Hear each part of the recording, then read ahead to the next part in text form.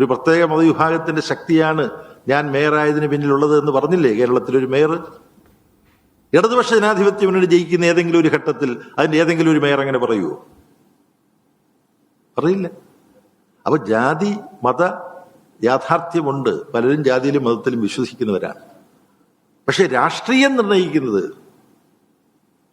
രാഷ്ട്രീയത്തിലെ ഉത്തരവാദിത്തങ്ങൾ വരുന്നത്, ഇപ്പൊ ഒരു രാഷ്ട്രീയ പാർട്ടിയുടെ കുറെ ഭാരവാഹികളെ നിയമിച്ചു, ആ പാർട്ടി കൂടി ചർച്ച ചെയ്ത് തീരുമാനിക്കുകയല്ല. കേരളത്തിലെ ആ പാർട്ടിയുടെ കുറെ ആളുകൾ ഒരുമിച്ച് ചേർന്നിരുന്ന പോലും അവരുടെ ഒരു തീരുമാനം പോലെയല്ല വരുന്നത്. പിന്നെയോ ജനാധിപത്യ പാർട്ടിയുടെ ഹൈക്കമാൻഡ് തീരുമാനിച്ച് പ്രഖ്യാപിക്കും ഭാരവാഹികളെ. ആ പ്രഖ്യാപിക്കുന്ന ഭാരവാഹി പട്ടികയുടെ ഒരു പ്രത്യേകത എന്താ? ജാതി ഉപജാതി വിഭാഗങ്ങൾക്ക് വേണ്ടി വീതിച്ചാണ് ഉത്തരവാദിത്തങ്ങൾ കൊടുക്കുന്നത് ആ പാർട്ടി. ഇതാണ് നമ്മുടെ നാടിനെ, കേരളത്തെ കേരളമല്ലാതാക്കുന്നത്.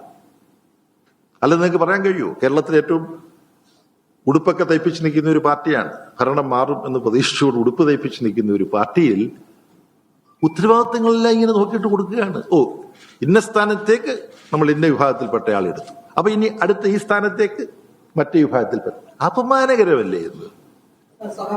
അങ്ങനെ പറയുമ്പോൾ സാധാരണഗതിയിൽ മതസംഘടനാ നേതാക്കളടക്കം ആര് കേരളത്തിൽ രാഷ്ട്രീയത പറഞ്ഞാലും അതിന് മറുപടി കൊടുക്കുന്ന, അതിനെതിർ നിലപാട് കൊടുക്കുന്ന ഒരു രാഷ്ട്രീയ പാരമ്പര്യമാണ് CPM-നുള്ളത്. അത് മന്മർദ്ദ നേതാക്കളായിക്കോട്ടെ, ഇപ്പോഴുള്ള മുഖ്യമന്ത്രി പിണറായി വിജയൻ അടക്കമുള്ള ആളുകളായിരിക്കും. പക്ഷെ ഈ അടുത്ത കാലത്ത് വളരെ രൂക്ഷമായ വർഗീയ പരാമർശം നടത്തുന്ന മതസംഘടനാ നേതാക്കളെ തള്ളി പറയുന്നില്ല എന്ന് മാത്രമല്ല, ചേർത്ത് പിടിക്കുന്ന ഒരു നിലപാട് CPI-ന്റെയും മുഖ്യമന്ത്രിയുടെയും ഭാഗത്ത് നിന്ന് കാണിച്ചു.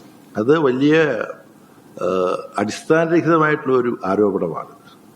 നിങ്ങൾ ഉദ്ദേശിക്കുന്ന വ്യക്തിയെ സംബന്ധിച്ച അദ്ദേഹത്തിന്റെ ചില നിലപാടുകൾ കേരളത്തിന്റെ പാരമ്പര്യത്തിന് നിരക്കുന്നതല്ല എന്ന് പറഞ്ഞുകൊണ്ട് CPIM-ന്റെ സംസ്ഥാന സെക്രട്ടേറിയറ്റ് പ്രസ്താവന പുറപ്പെടുവിച്ചിട്ടുണ്ട്.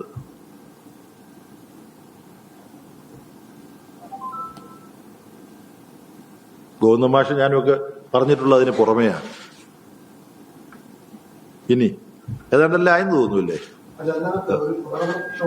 ഇപ്പം CPM-ഉം BJP ഒരേ ലൈനിലാണ് സംസാരിക്കുന്നത്. ഹിന്ദുത്വ വോട്ടുകളുടെയും പോരട്ടെ, അതിനെ സുമാരനായ ഇടതുപക്ഷത്തെ അനുകൂലിച്ചാണ് സംസാരിക്കുന്നത്. ഇത് ഈ ഒരു പൊളിറ്റിക്സ് കേരളത്തിന്റെ ഭാഗത്ത് ഗുണകരമാണ്. യഥാർത്ഥത്തിൽ ഒരേ സ്വരത്തിൽ സംസാരിക്കുന്നത് കേരളത്തിലെ UDF-ഉം BJP-യുമാണ്. പിണറായി വിജയനെയും CPIM-നെയും ഇടതുപക്ഷ ജനാധിപത്യ മുന്നണിയും ആക്രമിക്കുന്നത് ഈ രണ്ട് കൂട്ടരും ഒരേ സ്വരത്തിലാണ്. അതിനകത്ത് കുഞ്ഞാലിക്കുട്ടിയുണ്ട്. CPIM-നെ സംബന്ധിച്ചിടത്തോളം കൊച്ചിയിൽ വെച്ചൊരു സാംസ്കാരിക കോൺഗ്രസ് ഇന്ത്യയിൽ ആദ്യമായിട്ട് നടന്നു. അത് ഉദ്ഘാടനം ചെയ്തുകൊണ്ട് പിണറായി വിജയൻ നടത്തിയ പ്രസംഗം നിങ്ങൾ എടുത്തു നോക്കൂ. അതിനകത്ത് എന്താ പറഞ്ഞിരിക്കുന്നത്? ഇപ്പം തൃശ്ശൂരിൽ വെച്ച് സ്കൂൾ യുവജനോത്സവം നടന്നുകൊണ്ട് ഇന്ന് തിരിയാണ്. അതിന്റെ ഉദ്ഘാടന പ്രസംഗത്തിൽ കേരള മുഖ്യമന്ത്രി പിണറായി വിജയൻ എന്താ പറഞ്ഞത്? സംഘപരിവാർ മുന്നോട്ട് വെക്കുന്ന വർഗീയതയ്ക്കെതിരായിട്ട് ആഞ്ഞടിക്കുകയല്ലേ ചെയ്തത്. കൊച്ചിയിൽ നടന്ന പ്രസംഗം ഞാൻ നേരിട്ട് കേട്ടതാണ്.